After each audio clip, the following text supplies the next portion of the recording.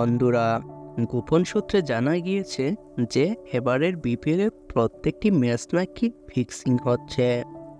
মাঠে খেলোয়াড়দের অঙ্গভঙ্গি দেখেই বোঝা যায় কোন ম্যাচ ফিক্সিং হচ্ছে আর কোন ম্যাচ ফিক্সিং হচ্ছে না। এ থেকেই একটা বিষয় অনুমান করা যায় যে বিপিএলকে মালিকেরা একটা ব্যবসা হিসেবে বেছে নিয়েছে। যদিও আমরা মনে করে থাকি যে বিপিএল হলো ক্রিকেটারদের তৈরি করার জন্য একটি অন্যতম টুর্নামেন্ট, কিন্তু এবারের বিপিএলের যে অবস্থা, ক্রিকেটাররা পেমেন্ট পাচ্ছে না, ম্যাচ ফিক্সিং হচ্ছে, এসব থেকে মনে হয় যে বিপিএল হওয়ার চেয়ে না হওয়াই ভালো ছিল। বিপিএলের এই দৈন্যদশা দেখে আমরা বাংলাদেশি দর্শকরাই হতাশ। অন্যদিকে ফারুক সাহেব বলেছেন এবারের বিপিএল নাকি হবে ইতিহাসের সবচেয়ে সেরা বিপিএল, এটা নাকি আইপিএলকেও ছাড়িয়ে যাবে। কিন্তু বাস্তবে আমরা যা দেখতেছি তা কোনোটাই নয়।